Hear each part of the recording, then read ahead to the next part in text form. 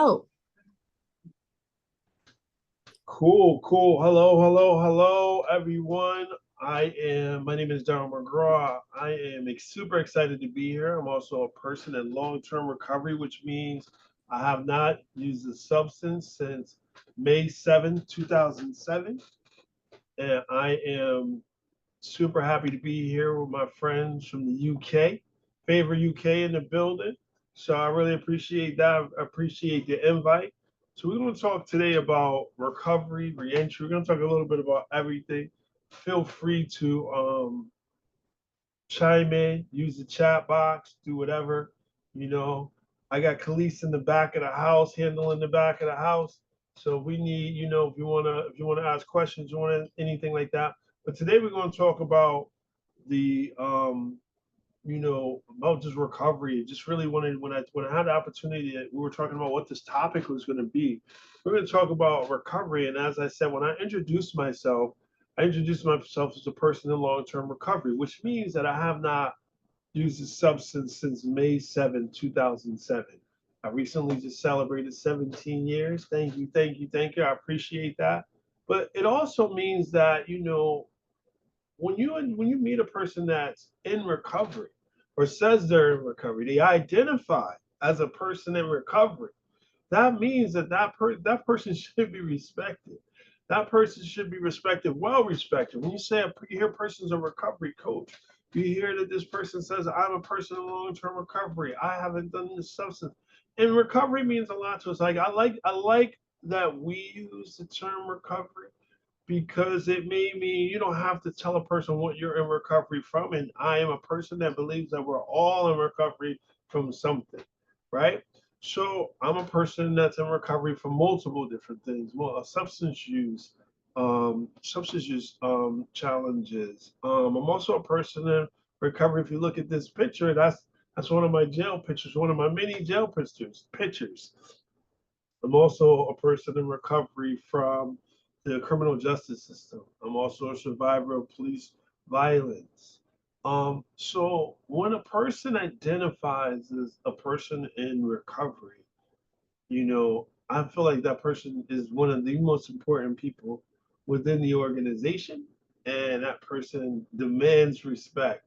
So we play with this, put some respect on my name, because for some reason, and if I'm gonna be honest, we're gonna talk about the peer movement, right? And it's been hijacked. Our language, our terminology has been hijacked. This is why I'm loving working with Favor UK and everybody in the Recovery Academy. I'm loving this because this is a movement. This isn't a moment. This is a movement.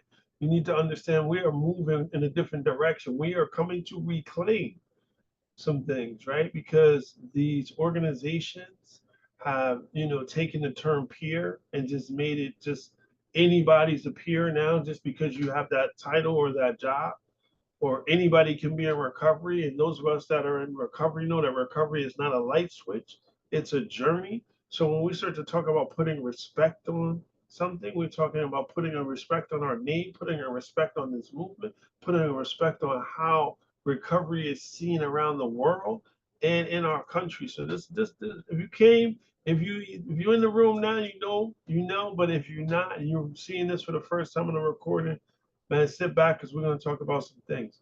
I also talk about reentry and recovery, and this is something that when we working close with Favor and Favor UK, and we got in this movement, we're starting to talk more about reentry and recovery, and recovery is addiction was one of the most challenging prisons I've ever been in, and getting out of prison after spending 10 years of my life in and out of prison has been it's a challenge. It was one of the most difficult things that I ever had to do, especially as a person that wanted to live a substance-free lifestyle, if I could say that, right? One of the things that we miss is that, a lot of times in the preparation of getting out of prison, we like, oh, I'm going to do this and I'm going to do that. When I get out, I'm going to do these things. And we have all this list of things. But I always talk about the pebbles and the boulders, right? The pebbles and the boulders. The pebbles and the boulders, right? The boulders are the things that you can see. Like I'm not gonna steal cars anymore. Or I'm not gonna do this, or I'm not gonna do that. I'm gonna stay away from this group of people. But the pebbles are the things that slip us up, right? It's the pebbles that slip us up, either whether it be in recovery or in reentry, right? It's the things that you don't think about. It's the things you didn't plan for. Oh, I'm going to stay at my sister's house when I get out. Then you go over there and you find out your sister's boyfriend is selling weed. So this is not a good environment for you. Or people that you're hanging, the people that where you went is they're using or they're active, and this is a potential. A lot of people say jackpot, or this is a potential for you to find yourself back in prison or back using substances, right? So we always think about, like, I always say when you get out of treatment, because we're talking about you in treatment too. If you just got out of prison, I'll be remiss not to say welcome home, right? Um, these are the things that we don't think about when you're getting out of prison or reentry, right? It's the pebbles, like it's the small things. I went to my sister's house and they're using, oh, my cousin is getting married in 6 months, and I mean I know she's getting married because everyone's talking about it, but I'm getting out. Am I going to go to the wedding? Am I going to go to this function? Can I go to this function and not drink? Can I be around people? Are you thinking that far ahead? See, I'm a chess player. I don't know how many chess players is in the room, but I'm a chess player and I'm always thinking 10 moves ahead, right? So you got to be thinking 10 moves ahead because, man, this is serious business. This is something that we should all be thinking about, and when I'm with people that I'm close to, I'm always talking about, the chess moves, 10 moves ahead. You know what I'm saying, colleagues? You with me? You with me? You doing all right? All right, all right, all right. I know some people got some cameras off and stuff, but I'm just making sure we in the building, making sure we all right. My stuff is good. My camera's not frozen. The mic is good. All right, cool, cool. Let me get some water. And those of you that may be listening to me today, man, honor and a privilege to be here in Recovery Month. I'm super happy about this. But if you're listening and you may be a provider, you may be providing services. Are you and your team thinking about the pebbles, that the potential pitfalls that individuals may face when they're getting out of either prison and or treatment, right? Are you thinking about that? Because when we start to talk about respect, respect is involved with all that. I'm thinking about how to make sure that this person is successful. See, when we work with people coming out of prison, we want to make sure that these individuals don't go back. See, I'm in the business, I'm a disruptor. I like to call myself a disruptor. I like people who are listening to who join me in this disruption of um, recidivism, disruption of individuals who have reservations. A lot of times people be sitting in treatment or sitting in a facility and they got reservations. They got reservations on, oh, I'm gonna just go back out there and I'm gonna try it one more time. I'm gonna do one more. I'm gonna make $200 a day. I'm not gonna try to go out there and go crazy. I'm just gonna only sell to people that I know. Well, see, I'm here to disrupt that. I'm here to ruin reservations. I'm telling you, you don't got to do that no more. You don't got to live like that no more. And those are also pebbles where people think, they don't be thinking ahead. Like, all right, so let's let, a lot of times, and I remember in early recovery, people used to say, let the tape play out. Let the tape play out. Play that tape out. How's that going to play out? Some of us have never been successful drug dealers. What's going to be different this time? You ain't been successful. You always end up being your best customer. So what's gonna be different? What's gonna be different this time, right? So we ask those questions, and we want to make sure that if you are working with people and individuals that are transitioning home, especially individuals that have just got out of prison, the number one thing is you say welcome home, welcome home. And then the other thing is that we want to make sure that we are thinking it out, like walking it through. What does that look like with, especially for people who have been in and out of treatment or in and out of prison like myself? Are we asking the right questions? Are we asking the right questions? Are we asking people what's going to be different? What are you going to do that's different, that's going to change things for you, right? So with that being said, I just really want you to think about that when we're working with people. And I love being in this room and having this conversation. And I want to talk about a little bit more about reentry because that's something that I'm super passionate about. And most of the people that are coming home out of incarceration tend to be tend to be have a substance use issue like myself, right? So here, go here. And we're going to talk about barriers, right? See, these are some of the pebbles that we're talking about. These are some of the pebbles that I'm talking about, right? Lack of interview clothes, right? You know, I want to get a job. I want to get a job. As soon as I get out, I want to get a job. I want to do this. I want to do that. But I don't have no clothes to wear. You know, if you're an organization, you should start collecting suits and ties and dresses and whatever professional gear for people to be able to go and feel confident when they go for a job interview, right? These are the things that we can do as community members. These are things that we can do as organizations.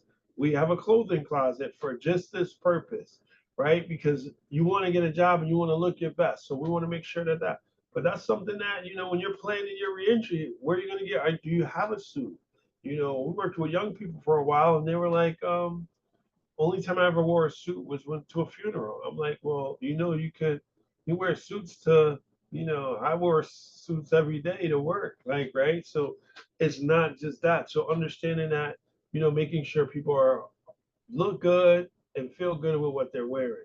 No childcare. If you come home, you're a mom with children. Who's going to take care of your kids? Somebody may have been taking care of your kids while you were locked up. And now all of a sudden you're home and the expectation, or if you're a dad, I remember when I'm a dad of three beautiful kids, right? When I came home, the first thing that was like, hey, okay, now that you're home, you can help out with what? Childcare, right? So who's going to take care of the kids? Who's going to work? We're changing the schedule. What does that mean? Transition. Are we thinking about these things when an individual comes home? And this is all part of the conversation when I say put some respect on my name. Because when I come back home, I want to come back home and I want to be respected. So I want to fit into the role, which means the clothes, how I dress. I want to be seen as a professional. I want to transition back. Yeah, I made a stumble from addiction. I may have had a problem. You know, maybe I struggle with addiction, but that's not me no more, right? Or I just maybe I struggle with incarceration. Yes, I just got out of jail, but today let me tell you who I am, right? And these little things, right? Being able to be present in helping out with the child care, your old child support, in many different places where we work, whether it be in the states or in other countries, child support's an issue. It might not be called child support. You may have some other fines. These things will keep you stuck. These are the barriers. Like when you're in treatment, right? Or you're in, especially incarceration, are you addressing these issues? I always tell guys, right? I work with men mostly, so I'll say guys, but I also work with gals periodically too. Now, when you're asking for that money for, you know, snacks and commissary, and you know you're about to get out, say, hey, listen, could you do me a favor?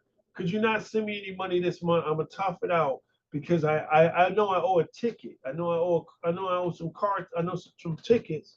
So I want to save some money. Or could you know people are like, hey, what can we do for you? Can you help me get my license back? Can you help me do this because that's gonna fall under the no transportation, right? Spiritually depleted, man. We don't even have to talk about that. I mean, the whole spiritually depleted piece, right? To be coming out, to going in. I mean, I don't know about anybody here on this call, but man, I was broken when I was in active addiction. Broken. Didn't even believe there. And I love God. Let me tell you, I'm a person, I don't want to offend anybody, but I love God and I love the relationship that I have with God. There was a point in time I did not believe God loved me. Y'all hear what I'm saying? Do y'all hear what I'm saying? Somebody hears what I'm saying. I didn't believe he loved me because how could he love me and let me go through all this craziness, all this stuff in the street? I done pawned everything, my DVD player, my TV, everything's at the pawn shop. If I want to watch a movie, I got to go to the pawn shop. You know what I mean? I got nothing else to sell. I got nothing else to give. I'm done. I'm beat. I'm broken. I'm broken. And so and in the street, those that can relate to me, man, the spiritually depleted is real. It's demons in the street, man. It's rough. And that addiction just sucks you and drains you and drains you. So we got to make sure that people find a way to recharge, rebuild that relationship, whatever your relationship, whatever you God you serve, whoever you see. If you don't see, I always say, and I love this is what I love about our friends in recovery. This is what I love about my people is you don't have to serve God, but you can be spiritual. I know a lot of spiritual people. I know a lot of people who are spiritual, but they don't identify with loving God, and that's cool too. You know, let's talk about the universe. Can we talk about the universe? How the universe is treating you right now? How's the universe treating you right now, man? I want to see some emojis or something. Let me know if the universe is treating you good, man. Because if you sitting here or you turn on this recording and you see me, let me tell you, man, the universe is treating you good because you ain't in a cell. You're not in front of some lawyer talking about see if I could get 3 years, if I could get 5 years, tell him I'll take 2. Man, those are not the conversations you have, and you should be celebrating that. Does it get tough? Absolutely. Do things get hard? Absolutely, no doubt. But man, I'm here to tell you that it does get better. And the challenges keep coming. I don't care. The higher we get, the more the challenges are. They still come, but man, I gotta tell y'all something, man. Can I tell y'all something? I'm gonna sidebar a little bit. Man, y'all gotta check out Favor UK and the Recovery Academy, because what we're about to do in 2025, and you're gonna want to get down with this. I'm just saying. I'm not gonna say nothing else, but I'm just telling you, you're gonna want to get down with this because we're doing something real new right now. You're gonna want to get down with this because this, like I told you, this ain't a moment, it's a movement. All right, let me get back to that. I'm gonna get back, right? I'm talking about hungry. Anybody ever been hungry? You ever been hungry? Come on, man. You ever been hungry? I'm a hungry, right? All these things, like when you're in treatment, right? Oh man, I don't even want to go. Police, man, you got me started. You got me started. Let me tell you, when you're in treatment, they got juice on the fountain. You can just get juice 24/7. I mean, it's ice cold, it's sweet. You might even get a brain freeze from this juice. It's crazy. They got juice, crazy, right? They got juice, they got snack. I mean, I was in treatment, right? I've only been in treatment once. Prison a lot, but treatment once. They had snack time? Do you know they had adult snack time? They be like, yo, everybody, it's snack time. And then as adults, well, grown-ups, we're going to get these snacks. And people are like walking there saying, I hope they have ice cream. I hope they have cookies. What do you think they got for snack today? Right? And we can laugh about that now, but guess what? There's no snack at home. There's no snack time in the hood. There's no snack time when you get out. See, there's no ongoing juice when you get out. There's none. That's not there, right? Man, listen. We said we gonna listen. You're gonna respect people in recovery today because these are the challenges. When you see us standing tall, you see us coming to the office, you see us in a space, you need to respect that. That means we not only been through something, but not only have we been through something, we are here standing here right now, as the young people say, on business. We are here right now telling you though this is possible, and I've been through some. I've been through the juice, I've been through the snack time, and I'm still here. I am still here. Lack of stable housing, homelessness, limited support. You see all these things on this chart. Multiple barriers to successful, read it. Multiple barriers to successful reentry. These are roadblocks. These are things that trip people up. Lack of employment. Somebody called me yesterday, just yesterday, said, man, I'm struggling. I can't get a job. I can't get this. I did get a real good call from a young brother who we've been helping, got him a job. Now he's in classes. Now he needs a laptop. He's like, yo, I'm like, all right, bro, we're going to figure it out. He's like, now I need a laptop. I was like, don't worry, we'll find you one. We're going to get you a laptop next, right? Anybody got to use laptop, let me know, man. Brother need a laptop for school. He's going to be put to good use. Make sure you clean it up. We don't want to see what you were searching.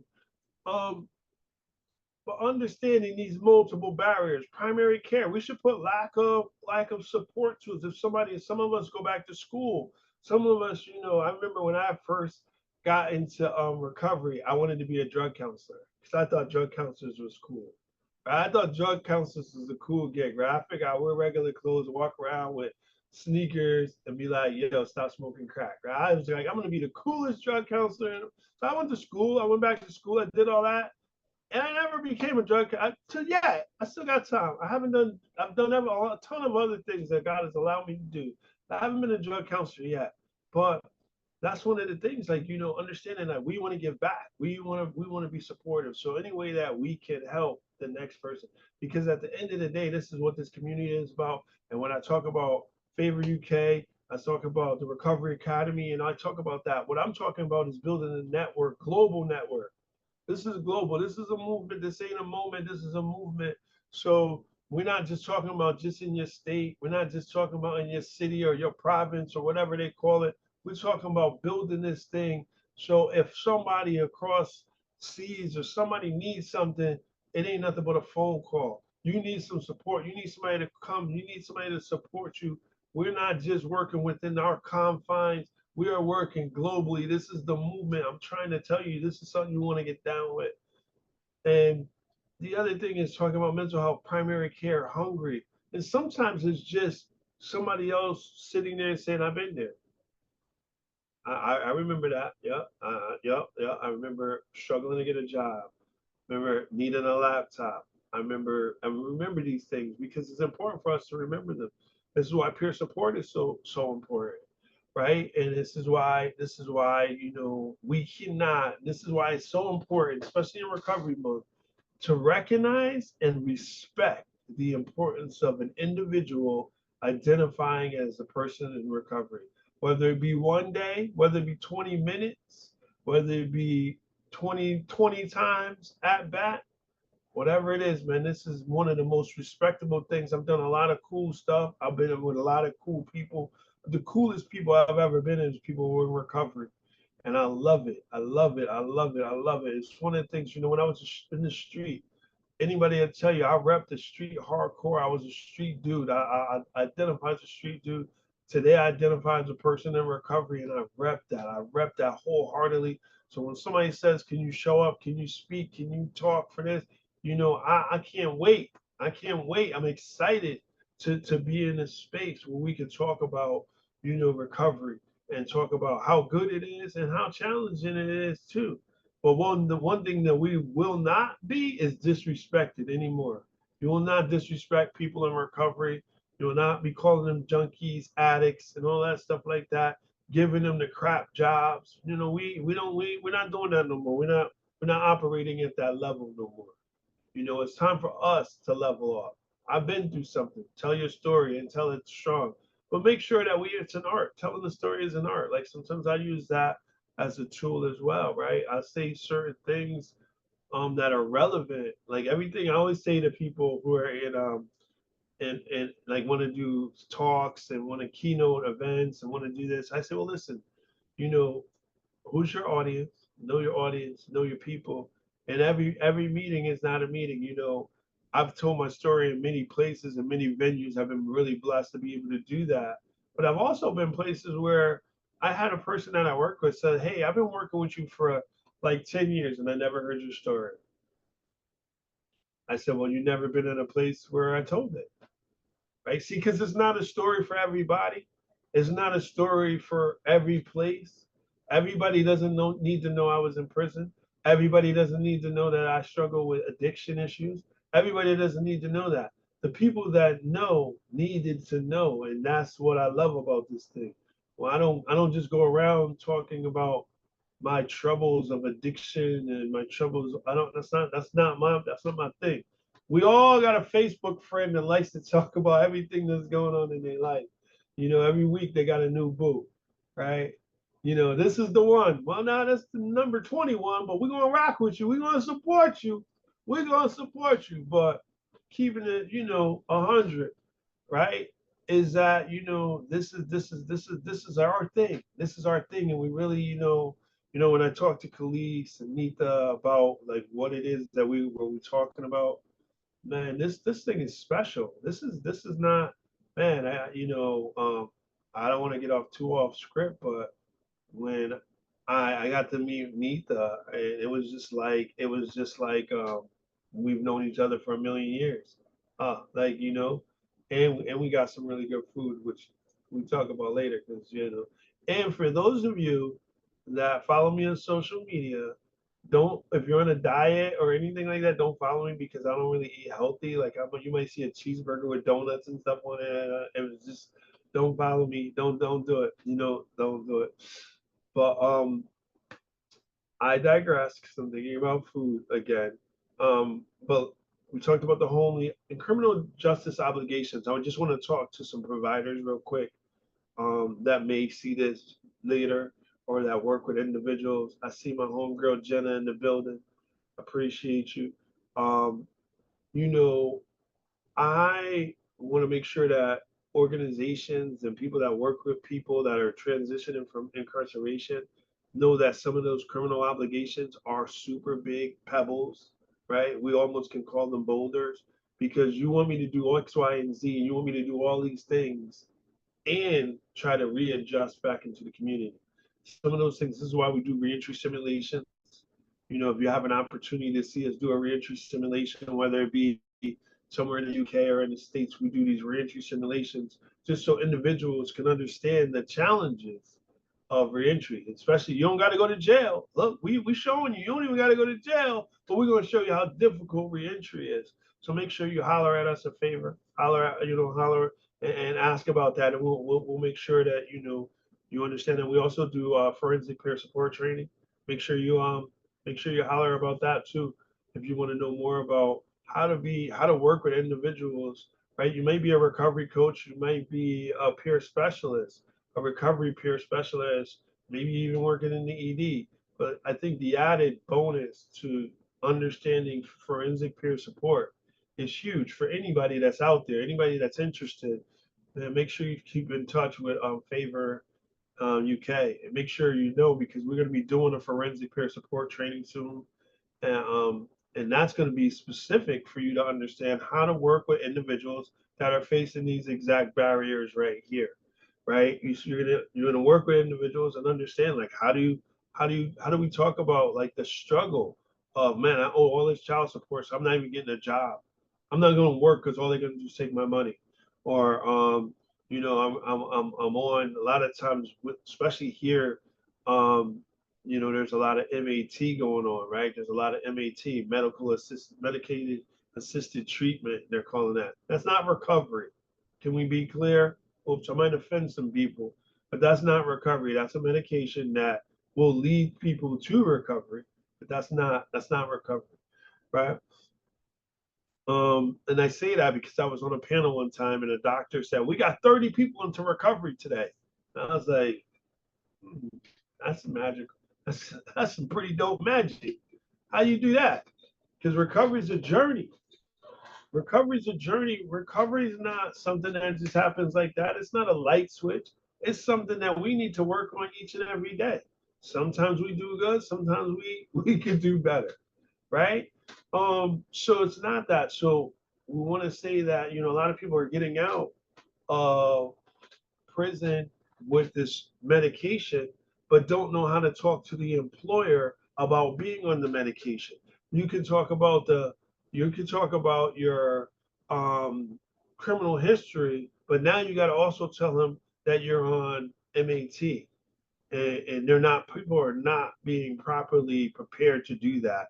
So that is disrespectful when you're releasing people with no IDs and lack of information about even a substance that they're putting in their body. We can't keep doing that. So we want to make sure that individuals are making sure that um, that these issues are being addressed. I'm raising them now. We will continue to talk about them, and we will continue to raise them in spaces. It doesn't matter if it's 1 or 100. We will continue to raise these things in spaces because you know what happens when you hear it more and more. People start to say it more and more. We it's our jobs to make recovery look attractive, right? And we speak a certain language and we speak to those and those that people that listen. So we want to make sure that we're doing that. I'm on my job. I want to make sure one of the things that, and I wanted to highlight this, if you guys don't mind, is just understanding the impact of systemic racism, right? I'd be remiss not to speak about this because, even within our own recovery settings, we see this. I think I joked with Nita and maybe Khalees one time about, I think we talked about this, where I see all my like white friends going camping. I see them going snowmobiling. And then I see all my like black and brown people doing recovery dances. We go to meetings together, but we don't do the fun stuff together. And we can change that a little bit. Now, granted, I don't necessarily want to go snowmobiling because I don't like the snow, but I don't mind being invited. Like, I don't want to go camping unless it's the hill end, but I don't mind being invited. And that's the thing. Like, we go to treatment together, we go to meetings together, but then when it becomes to social events, we tend to separate. And I'm hoping moving forward we can do that because there's a lot of stuff going on in this country that is designed to keep us separate and make us seem different. People would like us to believe that we're different. We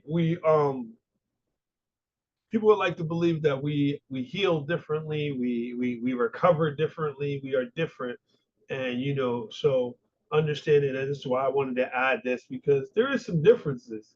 Like, I'm not saying everything is equal. Actually, when you start to look at this photo where you see the wealth gap, you know um just to add, just to give you some flavor of like the wealth gap, the median white adult who attended college has 7.2 times more medium um, wealth, right? More wealth than a black adult that attended college, right? So I don't want to get into too many numbers because that's not this presentation, but I just want to understand that the imbalance of wealth, mass incarceration, 1 in 3 blacks end up incarcerated, right? And then unequal housing opportunities, right?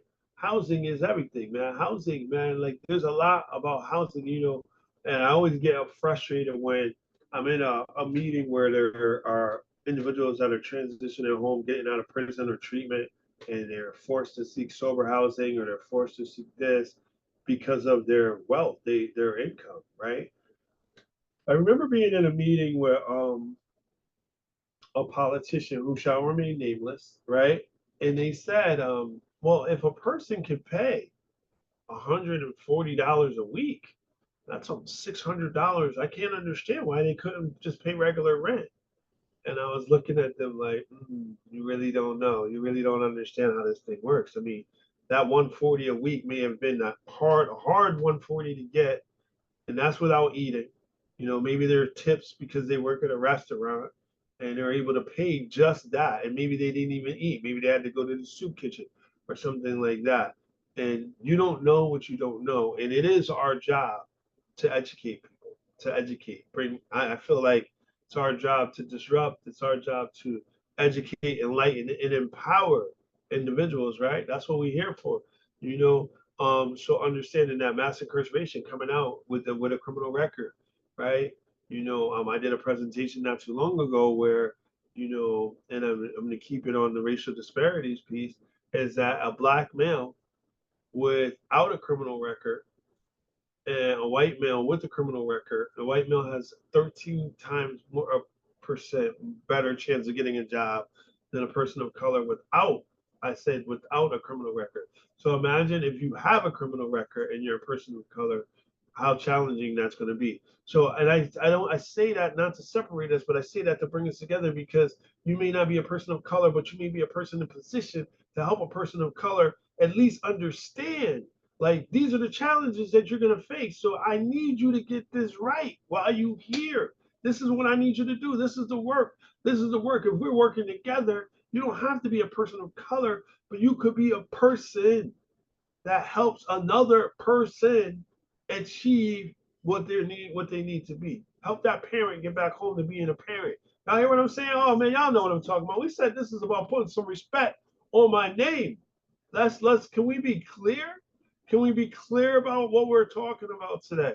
Right? And then the unequal housing, it's crazy how there are more abandoned houses around our country alone we have enough empty houses around this country alone to house every homeless person, yet we don't. And then, I don't know, man. It always, every once in a while I get lost in a rich neighborhood.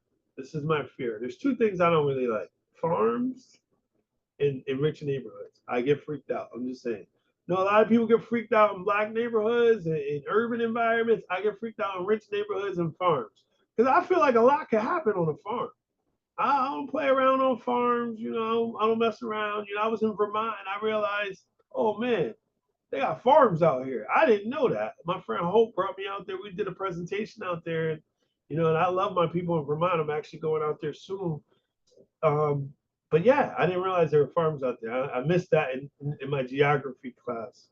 But the unequal housing discrimination, right?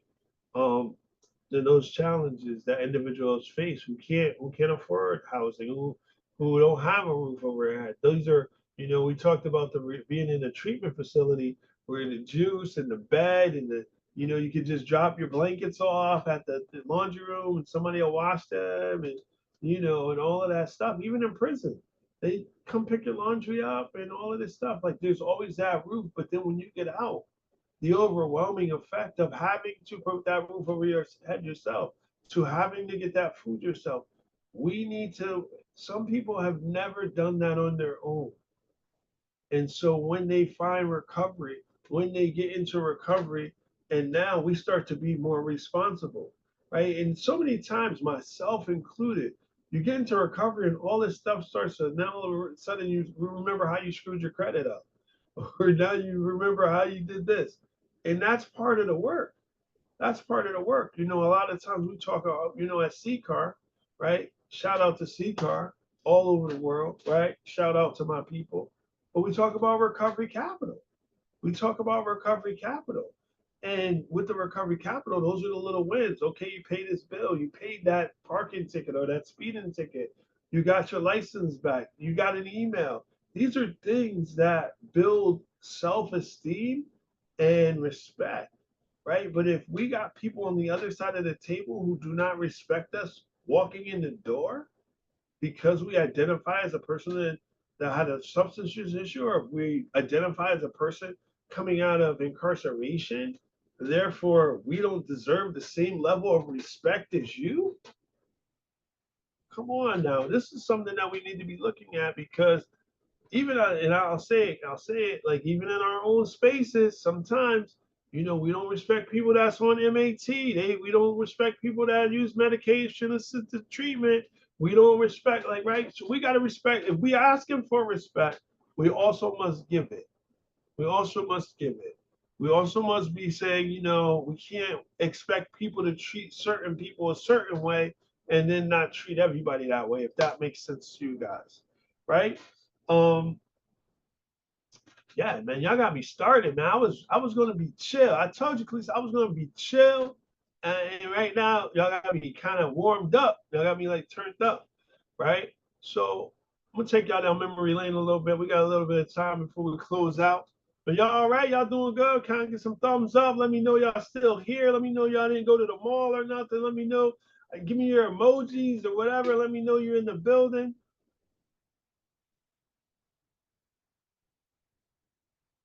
Appreciate it. Thank you. Thank you. And those of you that are not here, that were at work or for whatever reason you couldn't be here today, but you watch this on later, you watch this later, man, shout us out. Make sure you let us know that you saw this, because it's important. This was important to get this done. I can't thank Favor UK enough for inviting me, to be here in this space. I love it. But this is just the beginning. We just getting started. Take you down memory lane a little bit. So this is where I grew up, right? This is where I grew up. This is called the Friendship Building. Shout out to my people from the Friendship Building, Stamford, Connecticut. Shout out Stamford, Connecticut, West Side. I'm from the West Side. I gotta shout that out. West Side, that's the Friendship Building. I lived on the 5th floor. And as I'm making this recording, I gotta pay homage to Johnny Moore, aka Pops.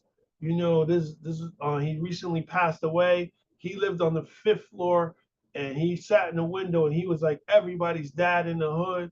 And I got to shout him out because he was definitely a father figure to me. I take a lot of the lessons from him.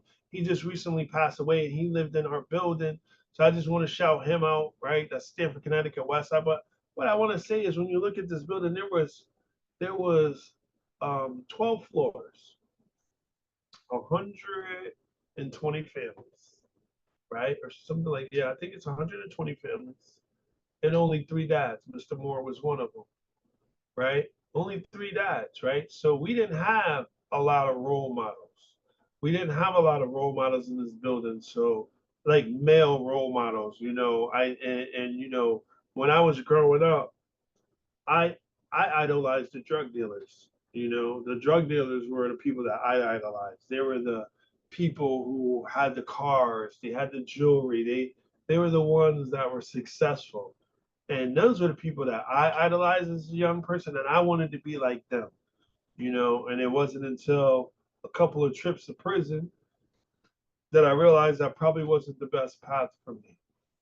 Not to mention that I also ended up, becoming my own best customer, like many of us. So I think about I think about that, and I think about I wanted to show, this is how we grew up. This is 120 families. This was the best for me. This place was one of the best educations that I ever had. Right. This was I learned so much about being a good human in this building. I learned about being a good human in this building. I learned so much. I learned a lot of bad stuff too, but that's a different talk, right? That's a different talk. We ain't gonna talk about that. But I learned a lot of stuff, and I want to go back to there was only three dads, so we didn't have a lot of male role models from a family perspective, but we did have a lot of community people who like policed us, right? Or who was like, right? And when I look at this, I think about recovery too, and I think about I've been places in Canada, I've been different places. I wanted to go to a meeting in Vegas. I forgot. I didn't go, but now I want to go back just to go to a meeting because I encourage you. Anytime you go on vacation, try to go to a meeting there and see what the vibe is like. You know, but this is where I first learned community in this growing up in this building. But I always said, when you think of a home, what comes to mind? When you think of a home, you sit there and think for a second, what does it look like? Close your eyes and think about what does a home look like? Because how home looks like to you may not be the same for everybody else, right? For me, home is that living in the projects and running and living in an apartment building, right, with 120 families and always having kids to play with. But maybe you grew up like this. Maybe you grew up in this environment. See, how we grew up also tends to create barriers between us, especially in recovery, right? Because I may be in treatment. Let's go back now, right? I may be in treatment and I'm going back here. When I get out, when the juice stops and there's no more snack night, I'm going back here, right? But some of you are going here. Your lives are very different from mine. So if I'm going here and you're going here, shouldn't the recovery process be different? We can't have we can't have cookie cutter recovery. We can't just say a recovery is a one size fit all. It's not. Like you need to help me transition back to that building. I need to, or that person needs to help transition. And this is why, sometimes I go to treatment and I can tell the guys that live in the suburbs, and they're just there to, get their car, the keys to their Camaro back, or whatever the case may be, right? I know. And then I also see the people who are sitting there saying, this is the last shot. This is it. If I don't get it right, I may die, you know? And I'm gonna tell you, if I can be honest, I was one of those people that sat in the chair and said, "Man, listen, if I don't get this right, I'm gonna die." I make no mistake about that. I make no mistake about if I don't get this and hold on to it, I'm gonna die. Right? So how do we help people get to the point where they understand that this might be it. And I always get a little, I take it a little personal whenever I'm in a talk, and especially at a treatment facility, right? And I see like some dudes playing around. Those are usually the dudes that, regardless of the fact, when they go home, everything will be fine. Everything will be fine. Yeah, dudes that are sitting in there, maybe an arm's length away, that this is the last shot. And whatever role you play in treatment or whatever, make sure you're looking at the room and you're reading the room too. Maybe there's somebody that was like me that was sitting there saying, man, I need everything I can get because this is my last shot. Or you see those guys playing around, you can tell them, like, I mean, I always say, like, I'm sure your family's really happy that you find treatment so fun. Now, I'm not saying it needs to be rigid, but I don't think nobody's making reservations. Like, I would love to go to a rehab. I would love to go to a rehab. I hope they got a king size bed and a place for me to go, right? And then I'm gonna move through it because we're almost coming to an end. I hope you guys are enjoying spending some time with your boy today. Um, but I want to talk about this, and know some of you may have seen this before. It's like Maslow's hierarchy, but I love to talk about this when we talk about reentry, we talk about recovery, we just talk about people and humans, right? Physiological needs, right? When I'm in the treatment facility, I'm in jail, those physiological needs are being met. And this is a tool, man. Jenna and everybody, right? Y'all take this, man. I'm giving this away right now. This is some hot stuff. I'm giving it away free because y'all showed up. All right. So peep it, right? So the physiological needs, right, are being addressed while you're in treatment, while you're in prison. Those physiological needs are being met. Safety. Most of the times we feel pretty safe in treatment or prison, you're feeling pretty safe. So if those two needs are met, let's move people right into belongingness and love needs. Because you know what? I didn't learn to love. Where did you learn to love? Where do you learn belongingness? I need to learn all this stuff. I need to learn these things because these other things are being taken care of right now. So if I get to learn how to love myself, hold on, you're not listening. If I get to learn how to love myself, then I learn how to love other people. And then I understand how this thing works, right? So, because one of the true facts is that if I love me, it's very hard for me to hurt you. Y'all hear what I'm saying? If I love me, it's hard for me to hurt you. Now, does it happen? Do people hurt people? Yes, we already know. Hurt people hurt people. But if I love me, it's hard for me to hurt you. If I start to feel this belongingness, this is what recovery gives us. When we go into a room, I don't care how many, I haven't been to a meeting in a million years. I walk in, guess what? They hug me. They love me. They say, welcome back. We ain't seen you in a while. How you doing? They come in, depending on what group you go to, they're going to give you the hugs and the love, right? I go to this meeting, I went to a meeting, me and Nita went to a meeting, and it was crazy. It was off the chain. There was a lot going on. There was a lot going on, but it was one of the most emotional meetings I've been to in years, you know? And my guy had just got his 9-year coin in that meeting. Belongingness, right? Love. I love this dude. I love this dude. Shout out to Herb, man. Shout out to Herb. Got his I think it was 9 years, pretty sure, right? Um, got his coin, but that love was created. But if it wasn't for doing some work, and this is what I'm saying, if physiological, your feet, we're eating chow, we got food, we got the juice running, flowing, we got the safety taken care of. Let's get to this belonging and then talk about self-esteem and esteem issues, right? Because when I'm smoking crack, I don't really feel too good about myself. There's no esteem there. There's no esteem there, right? And then hopefully, if we can, we get to self-actualization. Man, I'm running out of time. I'm running out of time. I was gonna hit you guys with a post check real quick. I really want to stay here, but this is something that this is like, you ever go to the mall and they have those like barbecue beef cubes or those samples? They give you a little sample and you taste it and you're like, oh, this is really good.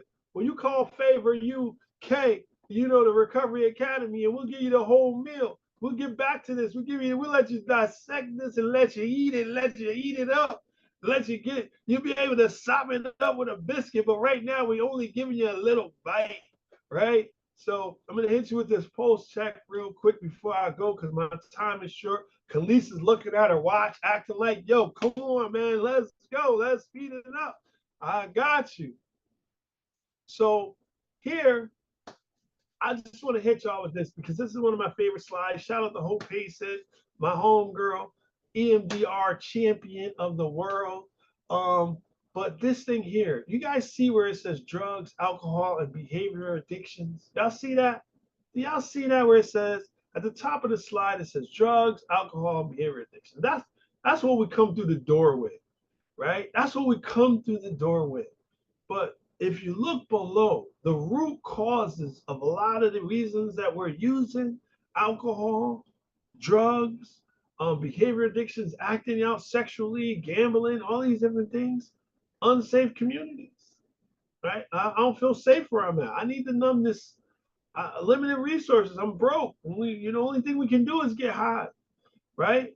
Social determinants of health, right? All these lack of services, poverty, right? This is what we do here. This is what we do at this low. These are root causes. If we're not willing to address these root causes, then this stuff will always be around. There's no respect here.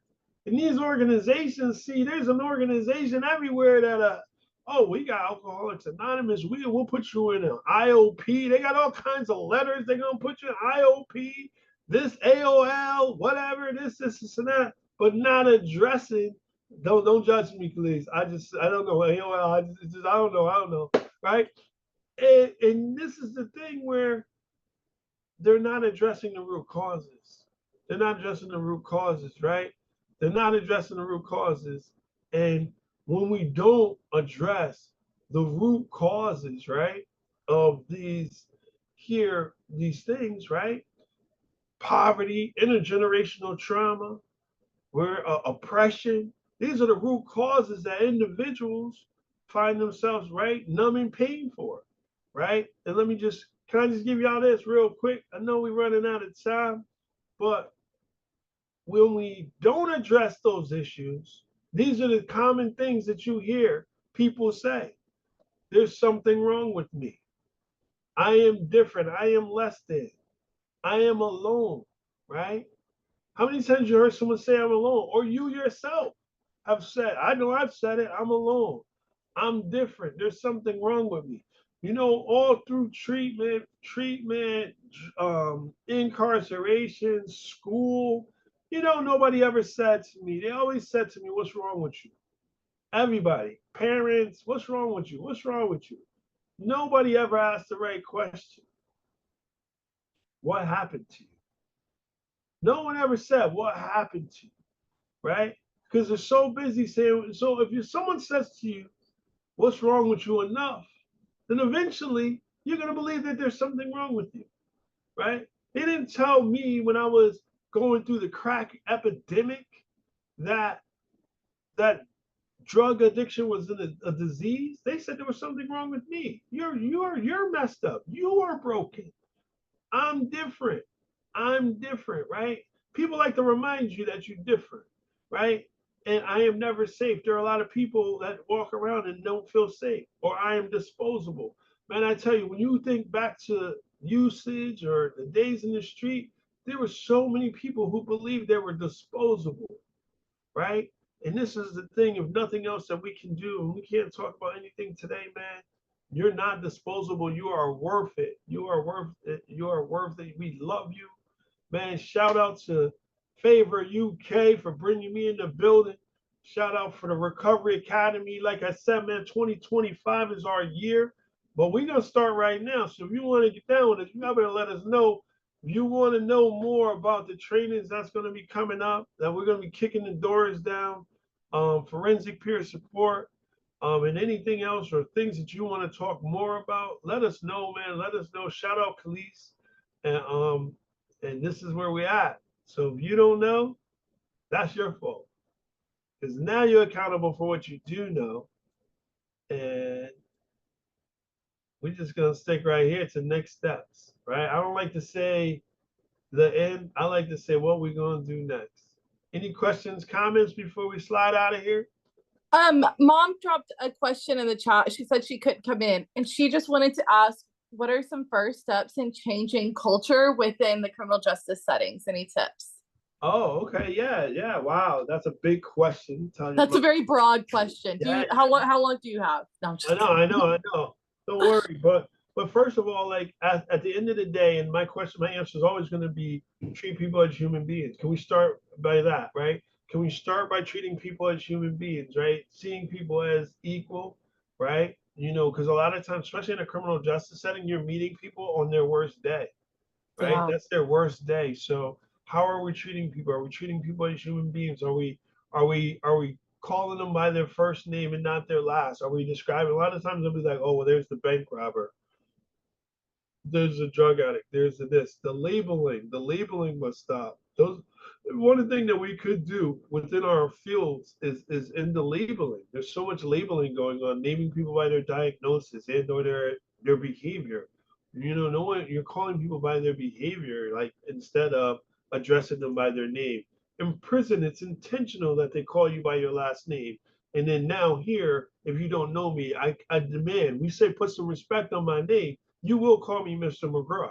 You don't have the privilege to call me just McGraw, right? I've earned the privilege of you calling me Mr. McGraw, right? I've earned the right for that. And that's where we need to understand that. And sometimes treatment facilities and other places mimic what we see in the criminal justice system. So you do not want to, because it's offensive. So you don't want to, mirror that behavior. So at the end of the day, man, I thank your mom for that question. Is that we look at treating people as human beings. Treat somebody as you would want somebody to treat you, your mother, your brother, your sister, right? How would you want them to be treated, regardless of the fact of what the role you play within the system? No one hires you to dehumanize people. Any other questions, comments? I think, you know what? Like, I really liked your thing around the pebbles and the boulders. I've never heard it said like that, but like, it's kind of like what we see versus what's under the surface. And, it sounds so simple. I mean, I remember growing up being a kid, and it's like treat people the way you want to be treated, right? Right. But like, why is it that we forget those concepts as adults in the way that we provide support? I think if we just keep it easy and have a little loving compassion for people, they're human beings as well. Well, Thank you so much. it's crazy you say that too, and I like that you say it because it is simple, right? Treat people how you want to be treated. But all of a sudden, some kind of transformation happens. I wish we had more time because we talk about right the tier man syndrome in prison. There's the tier man, right? The guy gets a tier man job. You know, he cleans up the cells, Yeah. cleans up around, right? But every once in a while, the CO gives him a newspaper. And all of a sudden, he gets the newspaper and they start sharing a little dialogue. And almost the guy forgets that he's in prison because he has this back and forth with the CO. And all of a sudden, the CO says, "Yo, go upstairs and close those cells, or go do some, don't do something that is not related to being in prison." It's almost crazy. But we see that similar when people get those little badges with the lanyards.